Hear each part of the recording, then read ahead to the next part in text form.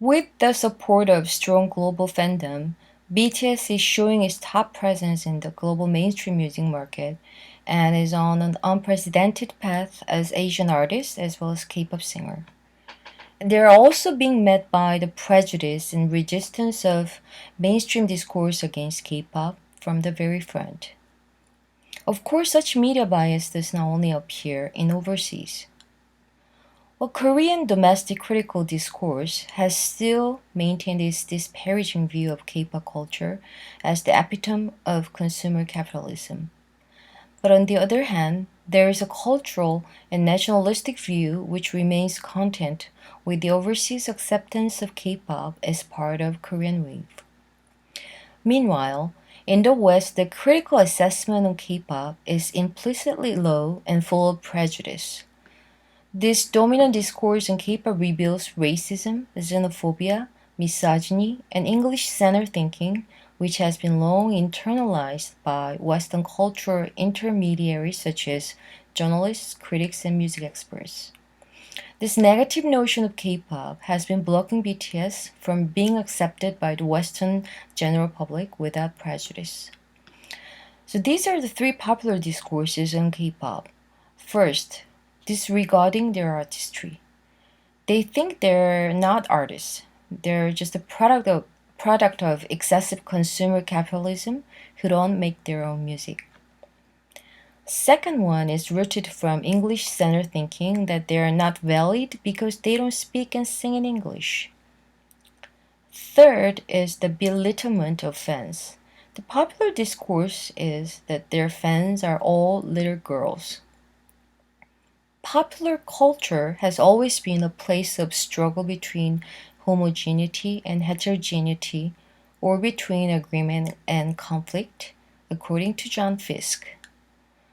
For BTS fandom, the online space is a place to watch and fight against the popular discourse on K-pop circulated by Western media gatekeepers. They have produced and distributed counter-discourse through performative practices online. So, how do fans counter Western discourse of disregarding their artistry?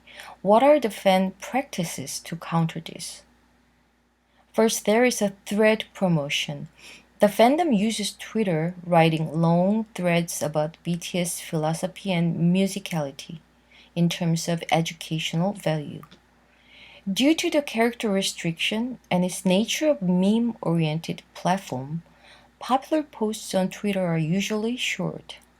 It's rare to produce a very long, detailed text in such an environment, and therefore this act of generating threads itself can be considered a statement.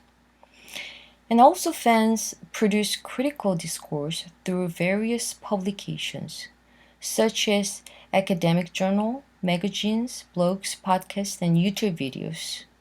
So the fans act as producers of serious critical discourse on BTS.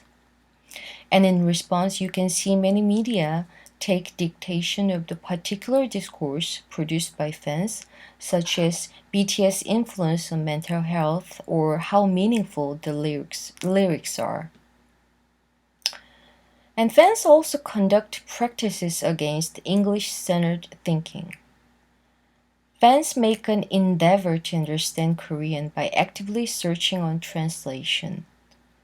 When foreign fans search on lyric translation, they not only looking at the translation from single fan translator, but looking at the various versions of translation so as to understand the nuance of the lyrics.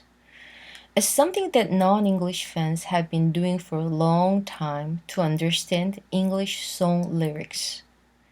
The act of fans reversing their linguistic hierarchy between English and non-English language is more than just looking for translations. As an example of more active practice, foreign fans are eager to study Korean.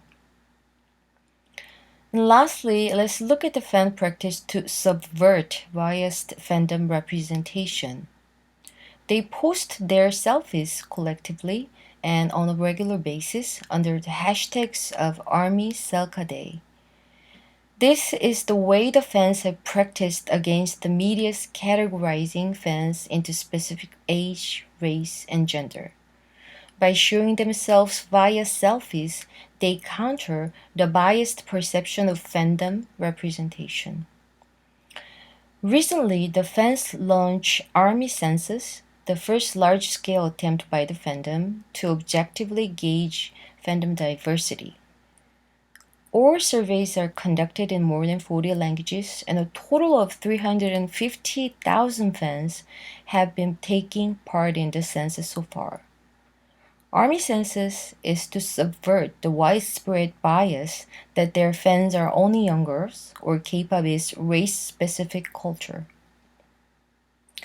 All these cases are meaningful in that we can look at examples of how fandom's practices influence the discourse at social media, when the subject of culture intermediaries are shifting from traditional critics and journalists to the online influencers.